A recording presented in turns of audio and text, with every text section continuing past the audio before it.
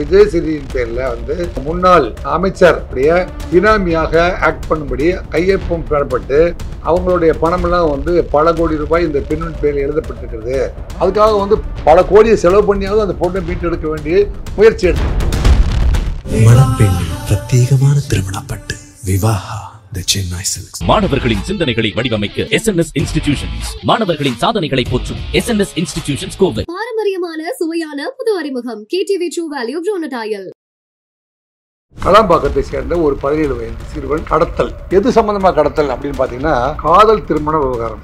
இப்பேற்பட்ட சூழ்நிலையில வனராஜ் ஜெயஸ்ரீ மேல பல கோடி ரூபாய் சொத்து பத்திரங்களை பதிவு செய்து வைத்திருக்கார்கள். பெண்ணை திருப்பி கொண்டு வருவதற்காக சஸ்பெண்ட் செய்யப்பட்ட மகேஸ்வரி என்கின்ற ஒரு முன்னாள் உதவி ஆய்வாளர். ஒரு உதவி ஆய்வாளர் தான் ஒரு திட்டத்தை தீட்டுறாங்க. இதுக்காக கிட்டத்தட்ட 50 லட்சம் ரூபாயை மகேஸ்வரிக்கு கொடுத்திருப்பதாக தெரிய வருகிறது. இந்த மாதிரி டிபார்ட்மெண்ட்ல ஒர்க் பண்ணதுனால ADGP கிட்ட சொல்லி ADGP வழியா ஜெகனை வச்சு பண்ணலாம் அப்படின்னு ஒரு முடிவு எடுத்திருக்காங்க. 12 மணிக்கு போறாங்க, வீட்டில் திடீர்னு போய் அட்டாக் பண்ணுறாங்க. அட்டாக் பண்ணி சர்ச் பண்ணுறாங்க. அங்கே பொண்ணு மாப்பிள்ளை இல்லை. அந்த பையனுடைய தம்பி அங்கே இருக்கிறான். தம்பியை கூட்டிகிட்டு போயிடுறாங்க. 4 கார்கள் போகுது. அதில் ஒரு கார் போலீஸ்காராக இருக்குது. பையனுடைய அம்மா லக்ஷ்மி 100 கால்ஸுக்கு போனதுக்கப்புறம் இதில் ஒரு போலீஸ் வண்டியே எங்கள் பையனை தூக்கிட்டு போயிருக்குது அப்படின்னு சொன்னோன்னே அந்த நம்பர்லாம் சர்ச் பண்ணால் அது ADGP ஜெயராமன். மகேஸ்வரியோட மதுரையிலேருந்து வந்த ஒரு டீம் போக புத்தம்பாக்கத்திலிருந்து சரத்குமாரோட போன டீம்லாம் ஜெகன்மூர்த்தியோட டீம். இவங்க பின்னணியில் கன்ஃபெஷன் எழுதும்போது யாரோட இன்ஸ்ட்ரக்ஷனில் வந்தாங்க போது அவங்க கன்ஃபெஷன் கொடுத்துட்றாங்க. பூவை ஜெகன் நீதிமன்றத்துக்கு வரும்பொழுது கிட்டத்தட்ட 100 பேருக்கு மேலே இருக்க வழக்கறிஞர்களும் அவருடைய நண்பர்களோடு நீதிமன்றத்துக்குள்ளேயே நுழைகிறாங்க. இதை பார்த்த நீதியரசர் கோபப்படுறாரு. ADGPயும் இந்த விசாரணைக்கு நீதிமன்றத்துக்கு வரணும். அப்படி வரலன்னா அவரை கைது பண்ணி கொண்டு என்கிட்ட ப்ரொடியூஸ் பண்ணுங்க அப்படின்னு சொல்லிடுறாங்க. திருவள்ளூர் மாவட்டம் திருவாலங்காடு அருகில் இருக்கிற கலாம்பாக்கத்தை சேர்ந்த ஒரு 17 வயது சிறுவன் கடத்தல். எது சம்பந்தமாக கடத்தல் அப்படின்னு பார்த்தீங்கன்னா காதல் திருமண விவகாரம். திருவாலங்காடை சேர்ந்த தனுஷ் என்கின்ற 23 வயது இளைஞர் ஒருவர் கடந்த 5 ஆண்டுகளாக தேனியைச் சேர்ந்த ஜெயஸ்ரீ என்கின்ற ஒரு 20 வயது பெண்ணுடன் காதல் தொடர்பு வைத்திருக்கிறார். ஆரம்பத்தில் சோசியல் மீடியாவில் பேசி பழகி அவர்கள் கடந்த 1 வருட காலமாக தீவிரமாக காதலிக்க ஆரம்பித்து விட்டார்கள். தீவிரமாக காதலிக்க ஆரம்பித்ததுக்கு பிறகு அவர்கள் குடும்பத்தாருக்கும் செய்தி தெரிய வந்ததுனால ஜெயஸ்ரீக்கு அவங்களுடைய தந்தை ஜெயஸ்ரீடைய தந்தை வனராஜ் அவர்கள் அவங்க ஊர்லேயே வசதியான ஒரு பையனுக்கு திருமணம் செய்ய முயற்சி செய்திருக்கார்கள். அந்த சமயத்தில் தான் எனக்கு பிடிக்காத மாப்பிள்ளை கட்டி வச்சுருவாங்க, நீங்கள் என்னை அழைச்சிட்டு போய் திருமணம் செய்து கொள்ளவில்லை என்றால் எனக்கு வேறு வழியே இல்லை, நான் இறந்து போயிடுவேன் அப்படின்னு மாதிரி மிரட்டுறாங்க. சென்ற மாதம் 15ஆம் தேதி அன்று அவர் அந்த பெண்ணை அழைத்து சென்னையில் ஒரு பதிவு திருமணம் செஞ்சுறாரு. பதிவு திருமணம் செஞ்சு இப்போ கிட்டத்தட்ட 1.5 மாதமாக 2 மாதமாக அவங்க என்ன செய்கிறாங்க, தனி கொடுத்தனம் நடத்த ஆரம்பித்து விட்டார்கள். இப்பேற்பட்ட சூழ்நிலையில் வனராஜ் அவரால் ஏற்றுக்கொள்ள முடியவில்லைன்னு நேற்றைய தினம்லாம் நமக்கு என்னால் ஏற்றுக்கொள்ள முடியலை அப்படின்னா ஒரு நம்ம குடும்ப கௌரவத்துக்கு இணையானவனாக இல்லை என்பதால் மட்டுமல்ல அப்படின்னு பார்த்தா அந்த பெண் ஜெயஸ்ரீ மேலே பல கோடி ரூபாய் அவங்க சொத்து பத்திரங்களை பதிவு செய்து வைத்திருக்கார்கள் அப்படிங்கிறது இப்போ தெரிய வருது. பெண்ணை திருப்பி கொண்டு வரதுக்காக பல கோடி ரூபாய் செலவு செஞ்சிட்ருக்காரு வனராஜ் அப்படிங்கிறத நம்ம யோசித்து பார்த்தோம்னா பின்னாடி வர்ற தகவல் எல்லாம் பார்த்திங்கன்னா போலி சான்றிதழ் கொடுத்து போலீஸ் டிபார்ட்மெண்ட்டில் சேர்ந்ததுக்காக நீண்ட விசாரணைக்கு பிறகு சஸ்பெண்ட் செய்யப்பட்ட மகேஸ்வரி என்கின்ற ஒரு முன்னாள் உதவி ஆய்வாளர். அந்த அம்மாக்கிட்ட அவங்க உதவி கேட்குறாங்க. அவங்க மதுரையில் இப்போ குடியிருக்காங்க. மதுரைக்கு வனராஜ் உதவி கேட்குறாரு. உதவி கேட்டோடனே எனக்கு நாங்கள் TSPயில் ஒர்க் பண்ணும்போது ADGP மிஸ்டர் ஜெயராமன் அவர்களுக்கு தெரியும், அவங்க வழியே நம்ம பண்ணலாம் அப்படின்னு சொல்லிட்டு அவங்க தான் மகேஸ்வரி தான் இந்த திட்டத்தை எல்லாம் தீட்டுறாங்க. ஒரு உதவி ஆய்வாளர் தான் ஒரு திட்டத்தை தீட்டுறாங்க. அந்த திட்டத்தை தீட்டும்போது மிஸ்டர் மணிகண்டன், கணேசன், சரத் இன்னும் ஒரு 3 பேர் சேர்ந்து ஒரு 3 கார்களை எடுத்துக்கொண்டு அவங்க சென்னைக்கு வர்றாங்க. இதுக்காக வனராஜ் கிட்டத்தட்ட 50 லட்சம் ரூபாயை மகேஸ்வரிக்கு கொடுத்துருப்பதாக தெரிய வருகிறது. இவங்க திருவள்ளூர் டிஸ்ட்ரிக்டில் ஏற்கனவே ஒர்க் பண்ணினதுனால பூவை ஜெகனை தெரியுமா, அல்லது பூவை ஜெகன் வழியாக வந்து ஏடிஜிபி தெரியுமா, இல்லை ஏடிஜிபி வழியாக பூவை ஜெகன் தெரியுமா அப்படிங்கிறது ஒரு இன்னும் கன்ஃபார்ம் பண்ணாத ஒரு உண்மையாக இருக்குதுங்களா. இந்த மாதிரி டிபார்ட்மெண்ட்டில் ஒர்க் பண்ணதுனால வந்து ஏடிஜிபிகிட்ட சொல்லி ஏடிஜிபி வழியாக, ஏன்னா ஜெகன் வந்து திருவள்ளூர் மாவட்டத்தில் வந்து ஜெகன் எம்எல்ஏ வச்சது அவர் சொன்னால் எல்லாரும் கேட்கக்கூடிய அளவுக்கு ஒரு சூழ்நிலை இருக்குது. அதனால் ஜெகனை வச்சு பண்ணலாம் அப்படின்னு ஒரு முடிவு எடுத்திருக்காங்க. ஸோ ஜெகன் வந்து ஒரு எதிர்க்கட்சி எம்எல்ஏவாக இருந்து கொண்டிருக்கிறார். கிட்டத்தட்ட கட்ட பஞ்சாயத்துகளுக்கெல்லாம் வந்து இப்போ போவதெல்லாம் குறைத்து விட்டு இப்போ வந்து சமூக பணியை வந்து பெரிதும் மாற்றி வருவதாக இருக்கிறது, தகவல்கள் தெரிவிக்கிறது. அவங்க லாயர்ஸ் எல்லாம் சொல்கிறாங்க நாங்கள் சமூக பணி தான் செஞ்சிட்ருக்குறோம், இந்த மாதிரி வேலைக்கெல்லாம் நாங்கள் போகிறதில்ல, எஃப்ஐஆர் எங்கள் பேரில் இல்லை அப்படின்னு சொன்ன போதிலும் அந்த 17 வயது பையனை வந்து இப்போ எல்லாம் வந்து டீமாக சேர்ந்ததுக்கப்புறம் இவங்க திருவள்ளங்காடுக்கு போயிட்டு அந்த ஊரில் ராத்திரி 12 மணிக்கு பக்கம் 11:30-12 மணிக்கு போகிறாங்க. வீட்டில் திடீர்னு போய் அட்டாக் பண்ணுறாங்க. அட்டாக் பண்ணி சர்ச் பண்ணுறாங்க. அங்கே வந்து பொண்ணு மாப்பிள்ளை இல்லை. பொண்ணு மாப்பிள்ளை இல்லைன்னொன்னே மேலே வந்து அந்த பையன் வந்து 17 வயது சிறுவன், அந்த பையனுடைய தம்பி அங்கே இருக்கிறான். தம்பியை வந்து கூட்டிகிட்டு போயிடுறாங்க. இரவு நேரத்தில் அந்த இடத்த விட்டு அழைச்சிட்டு போகிறாங்க பார்த்தீங்களா. அப்போ வந்து 4 கார்கள் போகுது. அதில் வந்து ஒரு கார் வந்து போலீஸ்காராக இருக்குது. பையனுடைய அம்மா லக்ஷ்மி பயந்து போய் 100 கால்ஸுக்கு ஃபோன் பண்ணுறாங்க. சில நண்பர்கள்ட்ட சொல்கிறாங்க. அவங்க ஒரு ஆன்லைன் கம்ப்ளைண்ட் கொடுக்குறாங்க. அப்புறம் நேரடியாகவும் போய் திருவள்ளங்காடு காவல் நிலையத்தில் போலீஸ் கம்ப்ளைண்ட் கொடுத்துட்டாங்க. இதில் ஒரு போலீஸ் வண்டியே வந்து எங்கள் பையனை தூக்கிட்டு போயிருக்குது அப்படின்னு சொன்னோன்னே யார் திருவள்ளங்காடு போலீஸ், நம்ம மாவட்டத்திலேருந்து யாரும் வழக்கு பதிவு பண்ணால் நம்ம தான் பதிவு பண்ணணும், அல்லது திருவள்ளூரில் இருந்ததுன்னா நம்ம தெரியுமா, நமக்கெல்லாம் தகவல் சொல்லாமல் வெளியூர்லேருந்து ஒரு போலீஸ் வண்டி வந்து தூக்கிட்டு போயிருக்குது அப்படின்னா யார் அப்படின்னு இந்த தகவல் வந்து 100 கால்ஸுக்கு போனதுக்கப்புறம் அந்த நம்பர்லாம் வந்து சர்ச் பண்ணால் அது வந்து ஏடிஜிபி ஜெயராமன். அப்புறம் யாரெல்லாம் வந்தாங்க அப்படின்னு வந்து காவல்துறை துருவி விசாரிக்கிற பொழுது இந்த அவங்க யார் அந்த ஆள்கடத்தல் வழக்கு பதிவு பண்ணிவிட்டு அவங்க அப்பா வனராஜை வந்து பிடிச்சி விசாரிக்கலாம் அப்படின் போது வனராஜ் கூட யார் வந்தாங்க அப்படின்னு பார்த்து 5 பேர் அரெஸ்ட் பண்ணிடுறாங்க. 5 பேர் வனராஜ், மணிகண்டன், கணேசன். இப்போது இதில் வந்து சரத்குமார் அப்படின்னு ஒரு வக்கீல் வர்றார். அந்த வக்கீல் வந்து பூவை ஜெகனுக்கு வேண்டியவர். மகேஸ்வரியோட மதுரையிலேருந்து வந்த ஒரு டீம் போக குத்தம்பாக்கத்திலேருந்து சரத்குமாரோட போன டீம்லாம் வந்து ஜெகன்மூர்த்தியோட டீம் அப்படிங்கிறது தான் வந்து காவல்துறை கிடைச்ச தகவல். இந்த கடத்தல் பண்ணும்போது யார் வந்தாங்க போது பொண்ணுடைய அப்பா வந்தாங்க. பொண்ணுடைய அப்பா கூட வந்து மகேஸ்வரி வந்தாங்க. மகேஸ்வரி கூட ஒரு வக்கீல் சரத்குமார் வந்தாங்க. இவங்களெல்லாம் தெரியறதுனால இவங்க மேலே தான் வந்து எஃப்ஐஆரை போட்டிருக்காங்க. இவங்க பின்னணியில் வந்து இப்போ மகேஸ்வரியையும் வனராஜையும் சரத்குமாரையும் வந்து கன்ஃபெஷன் எழுதும்போது யாருடைய இன்ஸ்ட்ரக்ஷனில் வந்தாங்கிற போது இவங்க உதவியோடு வந்தாங்க. அவங்க கன்ஃபெஷன் கொடுத்துட்றாங்க. ஆக அந்த கன்ஃபெஷன் அடிப்படையில் வந்து போலீஸ் வந்து என்ன செய்கிறாங்க, பூவை ஜெகன் வீட்டுக்கே போய் விசாரிக்கலாம் அப்படின்னு சொல்லிட்டு ஒரு உமன் டிஎஸ்பியோட அந்த இடத்துக்கு போகிறாங்க. பூவை ஜெகனுடைய வீட்டில் வந்து ஆயிரக்கணக்கான பேர் கூடிடுறாங்க. போலீஸ் என்ன செய்கிறாங்க, நாங்கள் எங்களை வேலை செய்ய விடாமல் தடுத்து விட்டார்கள் அப்படின்னு சொல்லிட்டு வெள்ளைவேடு காவல் நிலையத்தில் ஒரு எஃப்ஐஆர் போட்டுறாங்க. ஆக பூவை ஜெகனை தேடி வந்தோடனே பூவை ஜெகன் வந்து அரெஸ்ட் ஆகிடுமோன்னு பயந்துட்டு பூவை ஜெகன் என்ன செய்கிறாரு, ஞாயிற்றுக்கிழமையாக இருந்தால் இதெல்லாம் சனிக்கிழமை நடக்குது, ஞாயிற்றுக்கிழமையாக இருந்தாலும் லீவ் நாளில் ஹைகோர்ட்டினுடைய தலைமை நீதிபதி திரு ஸ்ரீராமன் அவங்ககிட்ட போய் மனு கொடுக்குறாரு. சார், நான் வந்து ஒரு எம்எல்ஏ, எங்கள் வீட்டுக்கு வந்து போலீஸ் புடை சொல்ல வந்துருக்குது, எஃப்ஐஆரே என்னுடைய பேர் இல்லை, என்னை கைது செய்ய வந்து போலீஸ் முயற்சி செய்கிறார்கள், எனவே எனக்கு ப்ரொடெக்ஷன் வேணும், எனக்கு வந்து பெயில் வேணும் அப்படின்னு சொல்லி கேட்குறாரு. ஓஹோ, அப்படின்னா வந்து திரு வேல்முருகன் அவர் தான் வந்து ப்ரெசண்டாக வந்து பெயில் பார்க்குற நீதிபதி, அவருக்கு நான் ரெஃபர் பண்ணுறேன், நீங்கள் அவரை போய் பாருங்கன்னு சொல்லிடுறாரு. திரு நீதியரசர் வேல்முருகனுடைய வீட்டுக்கு போகும்போது 100கணக்கான பேர் அங்கே போயிருக்காங்க. போலீஸ் தரப்பில் அவங்க எதுக்காக விசாரணைக்கு வந்தான்னு கேட்டு தெரிந்து கொள்ளாமல் நான் வந்து இதுக்கு தீர்ப்பு சொல்லிட முடியாது, எனவே நீங்கள் திங்கக்கிழமை காலையில் வாங்க அப்படிங்கிறதான். இப்படி தான் அந்த சீன் உருவாகுது. திங்கக்கிழமை காலையில் கோர்ட்டுக்கு வர்றாங்க. கோர்ட்டுக்கு வரும்போது எஃப்ஐஆரில் எங்கள் பேர் இல்லை அப்படின்னு. அப்போ அந்த சைடில் அதர் சைடு போலீஸ் சைடில் வந்து கேட்குறாரு நீதியரசர் திரு வேல்முருகன் போலீஸ் சைடில் கேட்குறாரு. அவங்க சொல்கிறாங்க, நாங்கள் ஏற்கனவே கைது செய்யப்பட்ட மகேஸ்வரி, வனராஜ் மற்றும் சரத்குமார் போன்றவர்கள்லாம் வந்து கன்ஃபெஷன் கொடுக்குறாங்க. அந்த கன்ஃபெஷனில் இவங்க பேர்லாம் சொல்லியிருக்காங்க. இவங்களை விசாரித்து தான் ஆகணும். ஏன்னா வந்து தனுஷுடைய தம்பி 17 வயது மதிக்கத்தக்க ஒரு இளைஞரை வந்து ராத்திரியில் கடத்திட்டு போயிட்டுருக்காங்க அப்படின்னு சொல்லி இது அப்டெக்ஷன் கம்ப்ளைண்ட். ஸோ இப்போ இந்த கடத்தல் வழக்கில் தொடர்புடையதில் இவங்களுக்கெல்லாம் தொடர்பு இருக்குதுன்னா அப்போ அவங்கள வந்து நீதிமன்றத்துக்கு வர சொல்லுங்கள் அப்படின்னு சொல்லியிருப்போம். 2:30 மணிக்கு வாங்க அப்படின்னு சொல்கிறார். 2:30 மணிக்கு நீதியரசர் வந்ததுக்கப்புறம் வரும்பொழுது பூவை ஜெகன் வந்து நீதிமன்றத்துக்கு வரும்பொழுதே கிட்டத்தட்ட 100 பேருக்கு மேல் இருக்க வழக்கறிஞர்களும் அவருடைய நண்பர்களோடு வந்து புடைசூழ வந்து நீதிமன்றத்துக்குள்ளேயே நுழைகிறாங்க.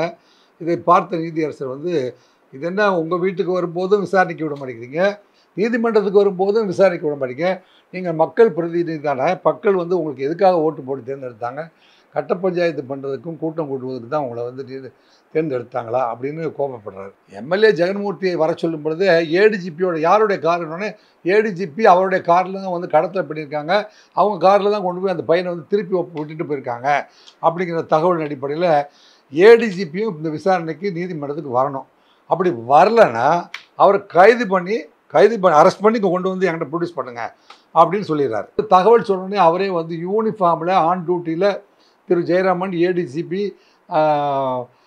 ஏடிஜிபி ஆர்ம்டு ஃபோர்ஸஸ் இது இங்கே தான் இருக்குது, கீழ்ப்பக்கத்தில் அவருடைய அலுவலகம் இருக்குது. அங்கேருந்து வந்து சரி நீதிமன்றத்தில் போய் சொல்லுவோம் அப்படின்ட்டு அவர் வராரு. எதிர்பாராத விதமாக இவங்களாம் வந்து விசாரணைக்கு உங்களுக்கு தேவைப்படுகிறார்களா அப்படின்னு நீதிமன்றம் கேட்குறாரு.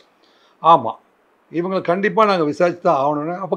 அப்போ அரெஸ்ட் தேம் அப்படின்னு. எப்படி நீங்கள் ஒரு பப்ளிக் ஆஃபீஸரு ஒரு ஆள் கடத்தல் வழக்கில் எப்படி வந்து உங்கள் வாகனங்களும் உங்களுக்கு கீழ் பணிபுரிந்த ஆட்களும் வந்து ஈடுபட்டிருக்கிறார்கள், நேரடியாக ஈடுபட்டிருக்காங்க. நீங்கள் வந்து அரசாங்கத்தில் சம்பளம் வாங்கிட்டு அரசாங்கத்துக்காக உழைக்க வேண்டிய ஒரு நபர் ஆள் கடத்தல் வழக்கில் எப்படி வந்து நீங்கள் தொடர்போடு இருக்கலாம். ஸோ உடனடியாக வந்து போலீஸ் வந்து அதே இடத்துல அவரை வந்து யூனிஃபார்ம் ரிமூவ் பண்ணிவிட்டு மஃப்டியில் அவரை வந்து அங்கேருந்து கைது செய்து அழைத்து போயிருக்காங்க. அழைச்சிட்டு போனதுக்கு பிறகு இப்போ டிஜிபி சங்கர் ஜிவால் அவர்கள் வந்து ஒரு ஏடிஜிபி லெவல் இருக்கிற அதிகாரி வந்து நேரடியாக வந்து சம்பவ இடத்துக்கு போகாமல் இருக்கும்போது அவருடைய வாகனமும் அவருடைய ஆட்கள் மட்டுமே சென்றிருக்கிற போது நம்ம என்னென்ன பண்ண முடியும்? நம்மளால் நேரடியாக அவர் போய் இன்வால்வ் ஆகலை, அவருடைய வாகனம் போயிருக்குது, அவங்களுடைய ஸ்டாஃப் போயிருக்காங்க. அது எப்படி நம்ம ப்ரூவ் பண்ண முடியாதா அப்படிங்கிற ஒரு நிலைமையில் அரெஸ்ட் அப்படிங்கிறதுனால அவங்க என்ன பண்ணலாம், அரெஸ்ட்டுன்னு சொல்லிட்டார் நீதிபதி. அப்போ என்ன பண்ணலாம் அப்படின்னா வந்து பதவி இடைநீக்கம் செய்கிறாங்க. சங்கர் ஜிவால் வந்து அவசரமாக வந்து ஹோம் செக்ரட்டரியோடு சேர்ந்து ஒரு மீட்டிங் போட்டு ஒரு நீண்ட ஆலோசனைக்கு பிறகு அவரை வந்து பணியிடை நீக்கம் செய்திருக்காங்கன்னு. பணியிடம் நீக்கம் செய்ததுக்கப்புறம் இப்போ வந்து டிஎஸ்பி திருத்தணி அவர்கள் அங்கே விசாரணை பண்ணியிருக்காரு. டிஎஸ்பி திருத்தணி கிட்டத்தட்ட 17 மணி நேரம் வந்து அவர்களை விசாரணை செஞ்சுருக்காரு. அங்கே வந்து என்ன செஞ்சுருக்காங்க, பூவை ஜெகனையும் கொண்டு போயிட்டு விசாரிக்கிறாங்க. 2 பேருமே ஒரே இடத்துல வந்து உங்கள் ரோல் என்னன்னு விசாரிக்கிறாங்க. அவங்க வந்து நாங்கள் நேரடியாக போகல, எங்ககிட்ட உதவி கேட்டு வந்தார்கள். தனுஷும் ஜெயஸ்ரீ எங்கே தங்கியிருக்கிறாங்க இடத்த காட்டுங்க அப்படின்னு தான் வந்து அந்த பசங்களை கூப்பிட்டு வந்தாங்க. அவன் எனக்கு தெரியாதுன்னு சொன்னதுக்கப்புறம் நான் கொண்டு போய் விட்டுட்டோம் அப்படின்ட்டு இப்போ இவங்க ஸ்ட்ராங்காக வந்து வாதத்தை வைக்கிறாங்க. இப்போ சமீபத்தில் எனக்கு தெரிஞ்சு அந்த தனுஷுடைய அம்மா வந்து ஒரு கூலி வேலைக்கு போகிறவர், அவங்க கணவன் இறந்த நிலையில் வந்து 2 பசங்களை வச்சு வளர்த்து ஆளாக்கியிருக்கிறாங்க. இதில் வந்து அந்த பையனும் வந்து ஒரு ப்ரைவேட் கம்பெனியில் வேலை பார்க்குற தனுஷு. அப்போ தனுஷு வந்து அவங்க என்ன சொல்லுவாங்க, எனக்கு வந்து ஒரு 4-5 நாளாக வந்து வேலைக்கு போகாதனால எனக்கு வந்து சம்பளம் இல்லாதனால எனக்கு சாப்பாடுக்கே கஷ்டமாக இருக்குது அப்படின்னு சொல்கிறாங்க. ஸோ ஒரு சாதாரண நிலையில் இருக்கிற ஒரு பெண் அவங்க சொன்னாங்க, பூவை ஜெகன்மூர்த்தியோ ஏடிஜிபியோ என்கிட்ட வந்து கூப்பிட்டு கட்டாயப்படுத்தவில்லை, அவங்களுக்கும் எங்களுக்கும் எந்த சம்மந்தமும் இல்லை, எங்கள் சம்மந்தி வந்தார், அந்த மாதிரி சொல்கிறாங்க. எங்கள் சம்மந்தி வந்தாங்க, எங்கள் சம்மந்தி யார், எப்படிம்மா வனராஜ்? ஆமாம், அப்போ என் பையன் கல்யாணம் பண்ணியிருக்கிற பொண்ணுடைய அப்பா எங்களுக்கு சம்மந்தி தானே. இன்றைக்கி கோபமாக இருந்தாலும் அவங்க வந்து எதிர்காலத்தில் வந்து ஒன்று சேர்வதற்கான வாய்ப்பு இருக்குல்ல. எத்தனை சண்டை நடந்தாலும் பொண்ணுடைய அப்பாங்கும் போது நான் ஒன்று சேர்ந்து தானே ஆகணும். இது ஒரு காம்ப்ளிகேட்டடாக இருக்குது. இப்போ எப்படின்னா, ஆரம்பத்தில் சட்டத்தின் பிடியில் பார்த்தா ஒரு ஆள் கடத்தல் வழக்குக்கு ஏடிஜிபியும் எம்எல்ஏவும் உதவி புரிந்திருக்கிறார்களா இல்லையா அப்படிங்கிறது சட்டத்துடைய கேள்வியாக இருந்த போதிலும், இப்போ அந்த அம்மா என்ன சொல்கிறாங்க, நான் வந்து திருத்தணி கோர்ட்டில் போய் எழுதி கொடுக்குறேன், திருவள்ளூர் கோர்ட்டில் எழுதி கொடுக்குறேன், போலீஸ் ஸ்டேஷன்லையும் எழுதி கொடுக்குறேன், எனக்கு கேஸ் வேண்டாம். ஏன்னா வந்து ஏதாவது பேச்சுவார்த்தையெல்லாம் முடிஞ்சதுக்கப்புறம் காதல் பண்ணின ஒரே ஒரு தப்பு தானே என் பையன் பண்ணான். என்னங்க, ஒருவேளை அவங்க அப்பா வந்து அவரை போய் ரிமாண்ட் பண்ணிட்டா வந்து இன்னும் விலைக்கு தான் போவோம்.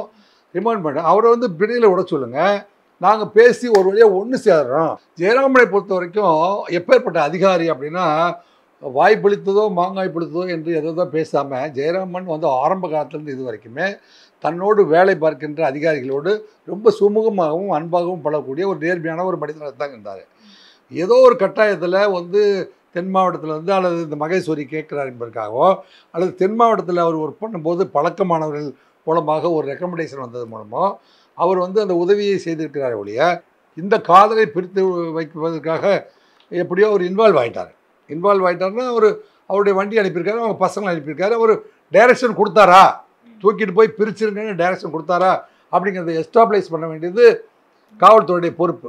இப்போது வந்து இந்த கேஸில் பிரைமா ஃபேசி மேட் அவுட் அப்படின்னு சொன்னால் இவரை வந்து எஸ்டாப்ளைஸ் பண்ண வேண்டியது ஏன்னா நாளைக்கு வந்து இவர் வந்து இப்போ உயர்நீதிமன்றம் வந்து இவரை கைது செய்ய சொல்லியிருந்த போதிலும் காவல்துறை வந்து இப்போ விசாரணை தான் செஞ்சிட்ருக்காங்க. விசாரணை செஞ்சு பிரைமா ஃபேசி மேட் அவுட் ஆனால் தான் when arrest is necessary or not முடிவு எடுக்கணும். இப்போ உங்கள் 2 பேருமே வந்து 17 மணி நேரம் காவல்துறை வந்து இவ்வளோ தூரம் யோசிக்குது, திணறுது. அதாவது யோசிக்குது அப்படின்னா என்ன அர்த்தம் அப்படின்னா, யோசிக்குதுன்னா பிரைமா ஃபேசி டைரெக்டாக மேட் அவுட் ஆகணும். பிரைமா ஃபேசி இவங்க 2 பேரும் இன்வால்வ் ஆனதை வந்து இந்த விசாரணை ப்ரூவ் பண்ணலை அப்படின்னா என்னங்க, பையன் வந்து ஏற்கனவே கடத்தப்பட்ட பையன் மீட்கப்பட்டு விட்டார். கூட்டிகிட்டு போனது கடத்த வேண்டும் என்ற நோக்கத்தில் இல்லை. சட்டத்துக்கு முன்பு அவங்க சொல்கிறது என்னென்னா, நாங்கள் எங்கள் பொண்ணு காணா போனதுக்காக கூட்டிகிட்டு போனோம். ஆனால் வனராஜ் வந்து இது சம்மந்தமாக ஏற்கனவே பல முறை வந்து டிஸ்கஷன் பண்ணியிருக்காரு, பல முறை அந்த குடும்பத்தோடவே பேசியிருக்காரு. அவர் பேசுனதெல்லாம் வந்து அவருக்கு முடிவு சரியாக எட்ட முடியலங்கிறதுனால தான் வனராஜ் வந்து பல்வேறு ஏஜென்சிகளை அணுகியிருக்கிறாங்கன்னு தெரியுது. கிட்டத்தட்ட வந்து அந்த காரில் வந்து 10 லட்ச ரூபாய் வந்து அந்த கார்லேருந்து சீஸ் பண்ணியிருக்காங்க அப்படின்னு போலீஸ் சீஸ் பண்ணியிருக்காங்க தகவல்கள் கிடைக்குது. இந்த மகேஸ்வரியினுடைய தலைமையில் இவங்க எல்லாருக்குமே செலவு பண்ணுறதுக்கு இவ்வளோ பணத்தை அவர், ஏனென்றால் அதுக்கு பின்னாடி என்ன இருக்குது அப்படின்னா, இந்த விஜயஸ்ரீயின் பேரில் வந்து இப்போ தான் இந்த தகவல்கள்லாம் என்ன கிடைக்குதுன்னா, விஜயஸ்ரீயின் பேரில் வந்து சில முக்கிய தென் மாவட்டத்தைச் சேர்ந்த ஒரு முக்கிய தலைவருடைய என்னங்க பினாமியாக ஆக்ட் பண்ணும்படி கையொப்பம் பெறப்பட்டு அந்த தேனியை சேர்ந்த அந்த விவிஐபி என்னங்க முன்னாள் அமைச்சர் அவங்களுடைய பணமெல்லாம் வந்து பல கோடி ரூபாய் இந்த பெண்ணின் பேரில் எழுதப்பட்டிருக்கிறது. இது வந்து அந்த பெண்ணுக்கே தெரியாது. ஏமா இந்த டாக்குமெண்ட்டில் கையெழுத்து போடுங்க, இதில் ஒரு கையெழுத்து போடுங்கன்னு கையெழுத்துக்களை மட்டுமே வாங்கிட்டு இத்தனை கோடி ரூபாய் இந்த பொண்ணு பேரில் இருக்கிறதா தெரியாமல் வந்து அவங்க வந்து வச்சுருக்காங்க. அந்த பணமெல்லாம் வந்து திருப்பி வராதுங்கிறது தான் வந்து அந்த வனராஜுடைய பிரச்சனை. அதுக்காக வந்து பல கோடியை செலவு பண்ணியாவது அந்த பொண்ணை மீட்டெடுக்க வேண்டிய முயற்சி எடுத்திருக்கிறாரு அப்படின்னு. இப்போ என்ன சொல்கிறாங்க, இந்த பையனுடைய அம்மா என்ன சொல்கிறாங்க, நாங்கள் கூலி வேலைக்கு போய் சம்பாதிக்கிறோம், நாங்கள் கூலி வேலை செஞ்சு கூட எங்கள் மருமகளை நல்லா பார்த்துக்கிறோம். அவங்க பணமோ எத்தனை கோடி வச்சுருந்தாலும் அவங்க எனக்கு வேண்டாம், கையெழுத்து வேணால் வாங்கிட்டு போக சொல்லுங்கள். எங்களுக்கு அந்த பொண்ணு அந்த பையனும் வந்து மனதார விரும்பி விட்டார்கள். அவங்க வந்து சந்தோஷமாய் வாழ்வதற்கு அனுமதியுங்கள். வழக்கை வந்து அவங்க வந்து வாபஸ் வாங்கிட்டா பூவை ஜெகன் மீதோ அல்லது வந்து ஏடிஜிபி திரு ஜெயராமன் மீதோ எந்த விதமான சார்ஜஸ் இருக்காது. அவருக்கு வந்து உனக்கும் நாலேஜ் இல்லாமல் இந்த வண்டி எப்படி அங்கே போச்சு அப்படின்னு வந்து டிபார்ட்மெண்ட்டில் ஒரு சார்ஜ் கொடுக்க முடியும். பூவை ஜெகனை பொறுத்த வரைக்கும் என்னை விட்ட ஒரு வக்கீல் கேட்டாங்க, வக்கீல் டீம் போய் பேசுங்கப்பான்னு நான் அனுப்பிட்டேன். நான் நேரடியாக இன்வால்வ் ஆகலை, எனக்கு அதுக்கு சம்மந்தம் இல்லை அப்படின்னு பூவை ஜெகன் சொல்லிட்டு இருக்கிறாரு. இப்போ அவர் மேரில் வந்து நேரடியாக சம்பவ இடத்துக்கு போகாமல் அல்லது அவருடைய வாகனம் அந்த இடத்துக்கு போகாமல் அவர் பேரை சொல்லாமல் இருக்கிறனால அவர் வந்து பிரைமா ஃபேசி மேட் அவுட் ஆகுதா ஆகவில்லையா என்று முடிவெடுக்க வேண்டிய கட்டத்தில் ஒரு மணித்துளியும் வந்து திருவாலங்காடு காவல் நிலையத்துக்குள்ள இப்போ நகர்ந்து கொண்டிருக்கிறது. அந்த நிமிடத்தில் நாம் பேசிட்டு இருக்கோம். நீதியரசர் ரொம்ப கிளவராக ஆக்ட் பண்ணியிருக்காரு. மாண்புமிகு நீதியரசர் திரு வேல்முருகன் அவர்கள் ரொம்ப கிளவராக ஆக்ட் பண்ணியிருக்காரு. நீங்கள் வந்து அரசு அதிகாரி அலுவலகத்தில் உட்காந்துருக்கீங்க, உங்கள் வண்டி அங்கே போச்சு, அதை நீங்கள் வந்து மறுக்க முடியாது, அதுக்கு நீங்கள் தான் ரெஸ்பான்சிபிலிட்டி. ஒரு கிட்னாப் கேஸுக்கு உங்கள் வண்டி போயிருக்கிறது உண்மையாக இருந்தால் உங்களை வந்து நாங்கள் வந்து அரெஸ்ட் பண்ணி தான் ஆகணும் அப்படின்னு சொல்லிட்டு இவரை விசாரிக்க வேண்டுமான்னு காவல்துறை எஸ் சார் வி நீட் அப்படின்னு சொன்னாங்க, எஸ் அரெஸ்ட்னு சொல்லிட்டாரு. ஸோ அது வந்து அந்த நீதிமன்றத்தில் கைது செய்வதற்கு உத்தரவுக்கு அதிகாரம் இருக்குது.